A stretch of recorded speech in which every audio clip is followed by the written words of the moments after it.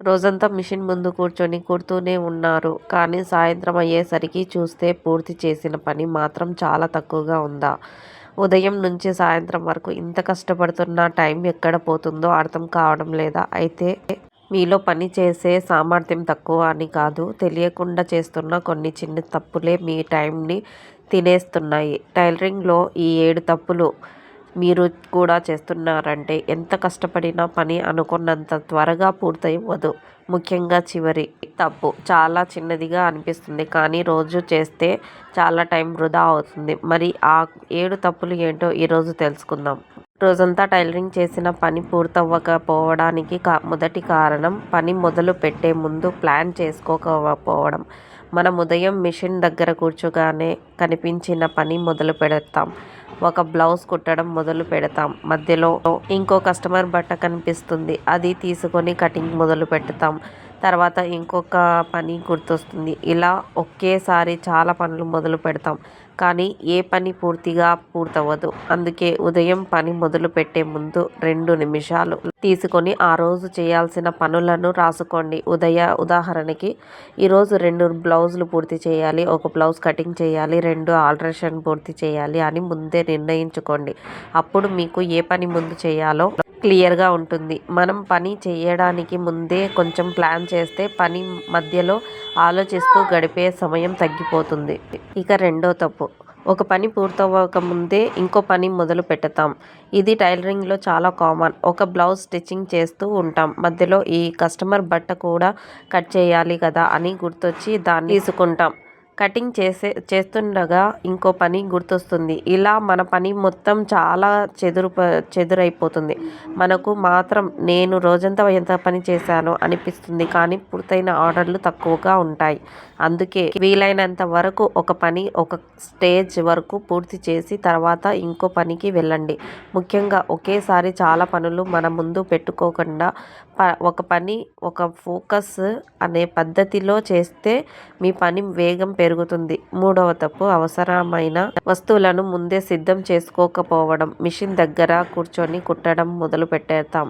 దారం కావాలి, దారం కోసం లేవాలి, మళ్ళీ కూర్చుంటే బాబిన్ అయిపోయింది, దానికోసం వెతకాలి, తర్వాత కత్తెర కనిపించదు, ఇంకొకసారి లేచి వెళ్ళాలి. ఇలా ఒక్కొక్కసారి ఒక్కొక్కటి 2 నిమిషాలే పోతాయి. కానీ రోజంతా ఇలా జరిగితే అరగంట గంట కూడా మనకే తెలియకుండా పోవచ్చు.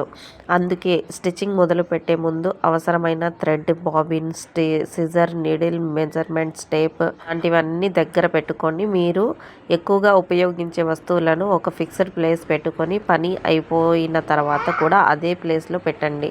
అప్పుడు వెతికే టైం చాలా తగ్గుతుంది. నాలుగో తప్పు, కస్టమర్ల బట్టలు కొలతలు సరిగ్గా ఆర్గనైజ్ చేయకపోవడం. ఇది చిన్న విషయం అనిపించిన టైలర్లలో చాలా టైం దీనివల్లే పోతుంది. ఒక కస్టమర్ బట్ట ఎక్కడుందో వెతకాలి, కొలత పేపర్ కనిపించదు, లైనింగ్ ఏ బట్టల్లో గుర్తు రావడం లేదు. ఇలా పని చేయడం అంటే వెతకడానికి టైం ఎక్కువ అవుతుంది. అందుకే ప్రతి కస్టమర్కి ఒక సపరేట్ కవర్ లేదా ప్యాకెట్ పెట్టుకోండి. అందులో వాళ్ళ బట్ట లైనింగ్, మెజర్మెంట్స్, డిజైన్ డీటెయిల్స్ అన్నీ ఒక చోట పెట్టండి.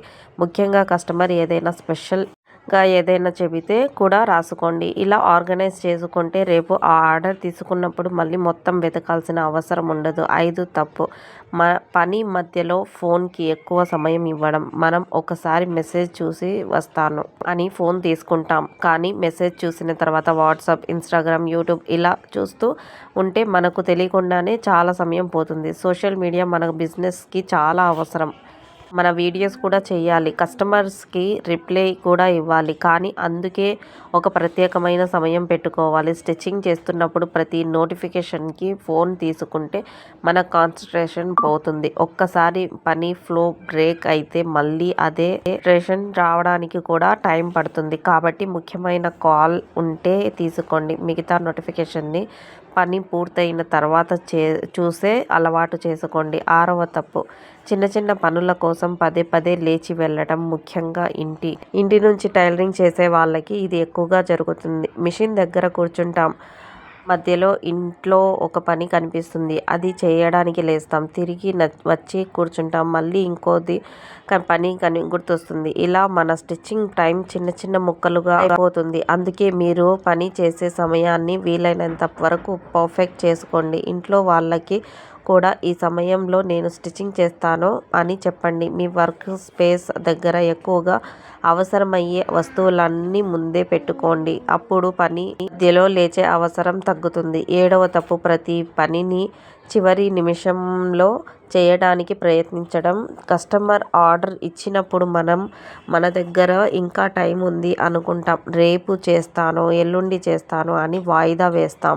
ఒకేసారి చాలా పని మన మీద పడుతుంది. అప్పుడు తొందరగా కుట్టాలి, తొందరలో మిస్టేక్స్ వస్తాయి, మనకి స్ట్రెస్ పెరుగుతుంది. అందుకే కస్టమర్ ఆర్డర్ తీసుకున్న వెంటనే డెలివరీ డేట్ మాత్రమే కాకుండా ఏ రోజు కటింగ్ చేయాలి, ఏ స్టిచ్చింగ్ చేయాలి, ఏ రోజు ఫినిషింగ్ చేయాలి అని మనలో మనము ప్లాన్ చేసుకోవాలి. పని ముందుగానే కొంచెం కొంచెంగా చేస్తే చివరి రోజు ప్రెజర్ ఉండదు.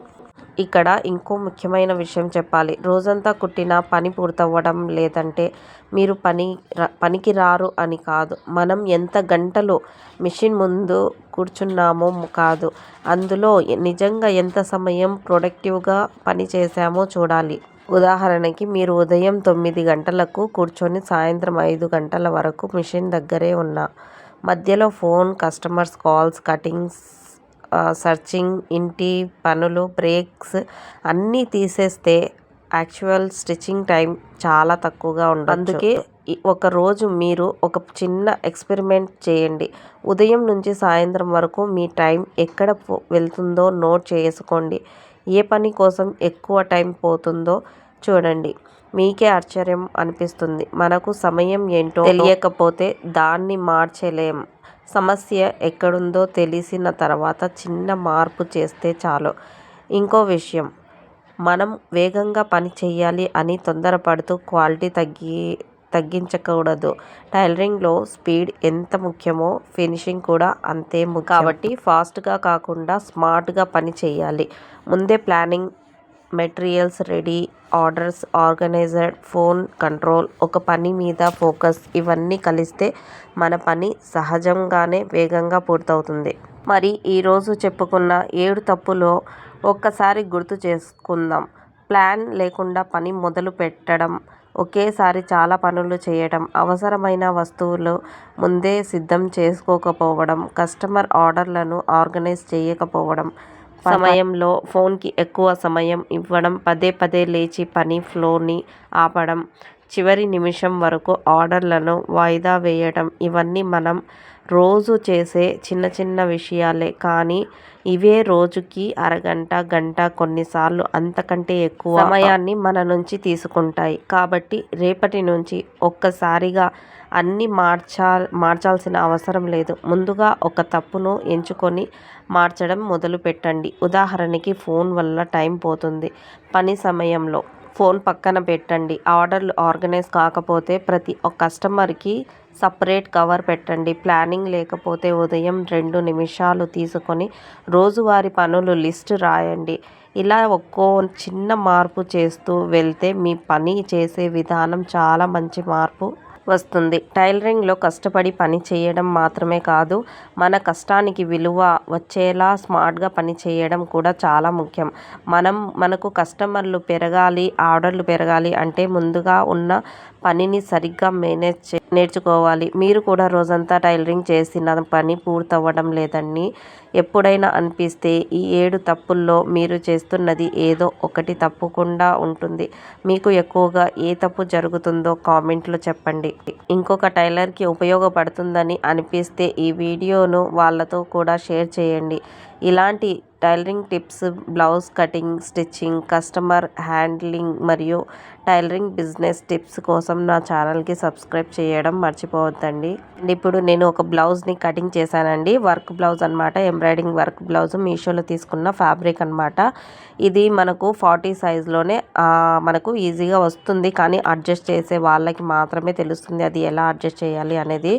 నేను ఏ విధంగా కటింగ్ చేశాను, ఏ విధంగా ఇందులో నేను మార్పులు చేశాను, ఎలా అడ్జస్ట్ చేశాను అనేది ఒకసారి మీరు అబ్జర్వ్ చేస్తే మీకే అర్థమవుతుంది. అలాగే ఈ బ్లౌజ్ కటింగ్ మీకు అర్థమైంది అనుకుంటున్నాను. ఒకవేళ అర్థం కాకపోతే దీన్ని లైవ్ అయితే చేశాను, అందులో వెళ్ళి చూడండి. అలాగే ఈ మోటివేషనల్ వీడియో నచ్చితే లైక్ చేయండి. Thank you for watching. Hype కూడా ఇవ్వండి.